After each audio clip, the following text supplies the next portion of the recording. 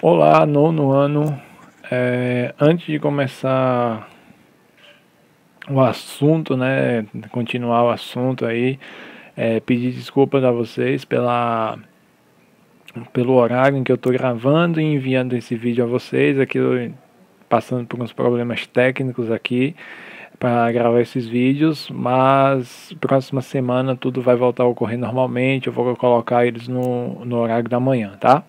Bom, hoje a gente termina o assunto sobre Revolução Russa, né? Na aula passada, espero que todo mundo tenha assistido os vídeos para poder entender um pouquinho essa segunda parte, a parte final do assunto, tá? Bom, depois que a monarquia russa ela é extinta, né, de forma brutal, com o seu assassinato e não só do monarca, o Nicolau, né, o czar, mas de toda a sua família. Eles foram eliminados por uma questão, né, de que os bolcheviques achavam que os monarcas poderiam voltar ao poder, porque apesar de toda os problemas que eles tinham na sua forma de governar a Rússia, mas eles ainda tinham aqueles que os apoiavam. Então os bolcheviques tinham medo que esse apoio fizesse eles retornarem ao poder. Com eles mortos, não tem a mínima possibilidade. Então eles foram brutalmente aí assassinados pelos bolcheviques, liderados por Lenin, né, Stalin e Trotsky, que é basicamente o nosso foco de hoje, falar um pouquinho mais sobre essas três personalidades que lideraram esse movimento de revolução política e social na Rússia, né? Um movimento que tem o viés socialista comunista. Vamos lá. Os bolcheviques, depois que eles tomam o poder, é sempre aquela coisa, né? Eles precisaram do povo, né? Eles diziam que iriam ser a mudança, que iriam atender, que conheciam, né, a situação do povo russo, que passava por dificuldade e que queria mudanças, que o czar, né, com a monarquia não conseguiu enxergar e por isso perdeu o apoio da sua população quase que total. E os bolcheviques vieram com essa ideia de que não, nós vamos fazer aquilo que os monarcas, que o seu czar, né, não está fazendo por vocês. O problema é que quando eles tomam o poder, eles esquecem daquela promessa, né? Coisas que a gente já está meio que acostumado, né? Aquela coisa, eu vou lutar por você, mas quando eu chego aonde você me ajudou a chegar, eu esqueço de você. Eu lembro daqueles que estão próximos de mim, mas quem está longe eu não lembro, eu esqueço, então eu delato, né? Porque, infelizmente, não preciso mais de vocês. Então foi isso que os bolcheviques fizeram, né?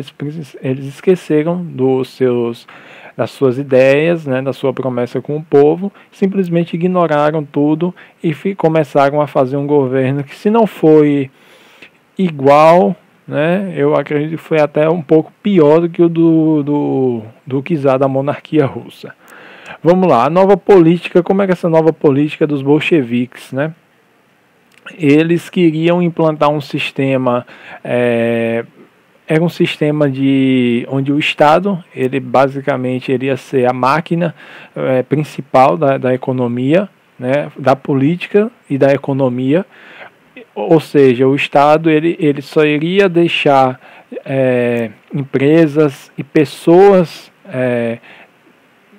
gerar algum tipo de riqueza para a Rússia, se a Rússia, né, o seu governo, no caso os bolcheviques, pudessem também ter acesso a esse dinheiro e pudessem de alguma forma se beneficiar com isso. Senão, não tinha a mínima condição, era boicotado, não tinha como você trabalhar. Então você tinha que servir ao Estado. O Estado, a economia, ela tinha que servir primeiramente para o Estado e para o partido e depois para a população. Tá?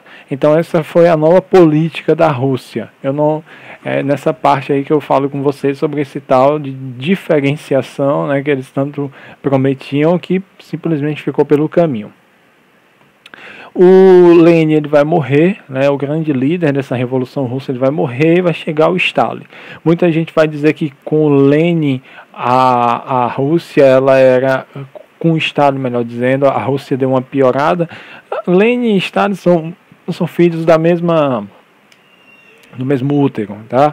O que Stalin fez era o que Lenin iria fazer se não tivesse morrido, tá? O Stalin era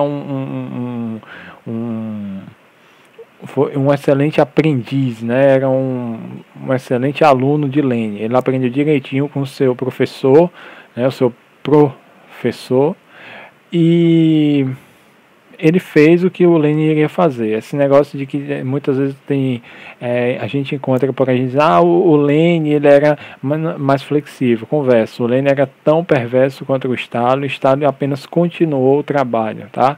De perseguição, de crimes, né? Matou milhões de pessoas, campos de concentração, os gulags que eu falei na aula passada, para aquelas pessoas que faziam oposição ao governo, né? Para pessoas que de alguma forma não gostavam do governo, então eram pessoas traidoras e eram mandadas para os campos de concentração onde se trabalhava até a morte, tá?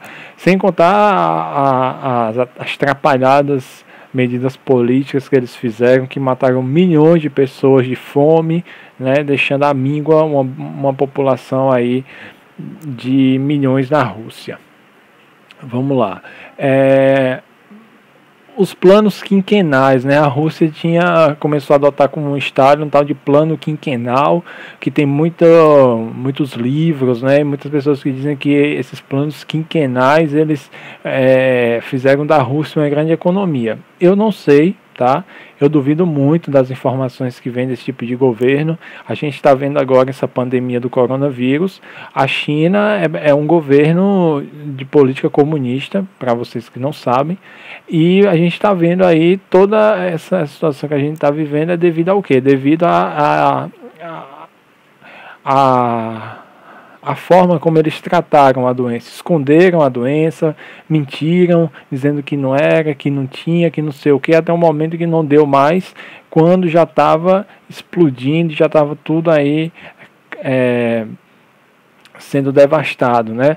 Então a Rússia também tinha o mesmo plano. Eles escondiam, eles mentiam, né, as informações. Então esse negócio que a Rússia nos planos quinquenais ela cresceu economicamente, eu acho bem duvidoso.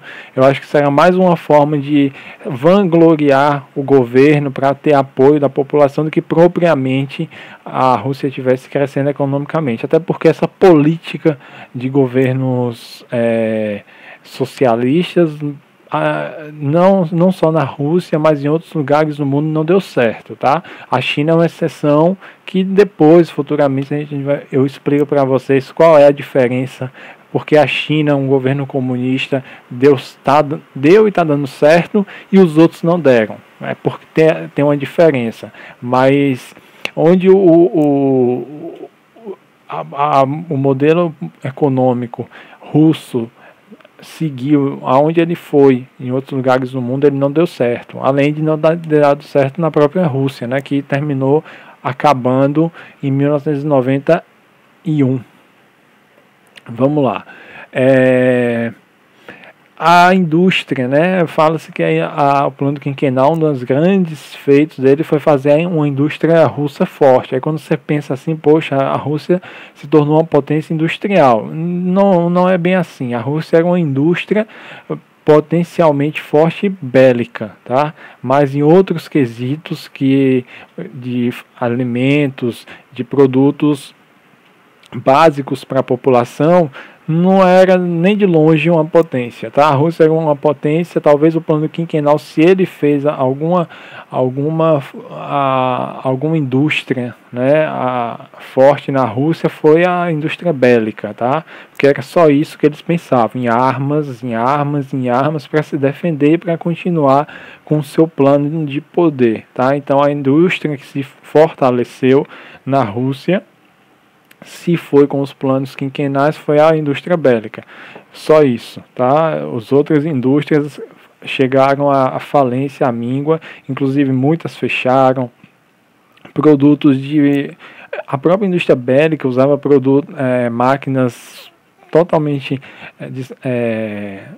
velhas, sem condição nenhuma de trabalhar. Era uma coisa bem precária, que é o que termina acontecendo com esses governos que se fecham e que resolvem não se comunicar com os de fora, tá? Bom, aí tem uma pergunta na página 49, duas perguntas, melhor dizendo. A primeira é o seguinte: por que os bolcheviques, que eram socialistas, incentivaram o retorno de medidas econômicas capitalistas para a União Soviética? Bem, porque eles entenderam que é o que eu falei nesse instante sobre a China. Governo nenhum, né, consegue manter e fortalecer seu plano de poder sem dinheiro. As medidas políticas de Lenin e de Stalin estavam levando à falência não só o país russo, como o próprio governo. Então, eles terminaram tendo que se abrir um pouco para a economia capitalista, que eles são anticapitalistas, para poder manter o partido e ter força para poder controlar o povo e manter o seu projeto de poder. Tá? Então, essa é a resposta da primeira pergunta do Troca de Ideias, da página 49. E depois vem falando sobre por que Stalin e Trotsky pertenciam, né, ao mesmo grupo, defendiam o socialismo, entraram em choque. Porque o Stalin, né, esses ditadores, né, eles têm uma noia, uma maluquice de perseguição. Eles acham que a todo momento eles estão sendo perseguidos, que tem alguém fazendo algo contra eles. E eles querem eliminar todo tipo de pessoa que ameaça o seu governo, o seu poder, né? Eles são fascinados, eles são loucos pelo poder, e qualquer ameaçazinha que eles percebam, eles querem eliminar a pessoa. Então, Stalin via em Trotsky uma ameaça no seu projeto de poder. Ele não queria largar e simplesmente exilou o Trotsky e depois mandou assassiná-lo. Eles são assim, tá? O Kim Jong-un lá na Coreia do Norte é assim, o Fidel era assim lá em Cuba, e todos esses outros que tem aí, o Maduro hoje lá na Venezuela, o antecessor dele, o Hugo Chávez, eles são todos assim. Eles têm uma ânsia pelo poder que faz com que eles eliminem qualquer tipo de pessoas próximas a eles, que eles pensam que estão, e que às vezes nem estão, querendo tomar o poder que é deles, tá? Por fim, a gente... Bom, e é isso, né? Termina o assunto aqui. Agora tem as atividades e aí depois a gente vai para o capítulo 4, tá? Hoje a aula foi longa mais uma vez, mas espero que vocês tenham tido paciência para assistir, tá bom? Até semana que vem.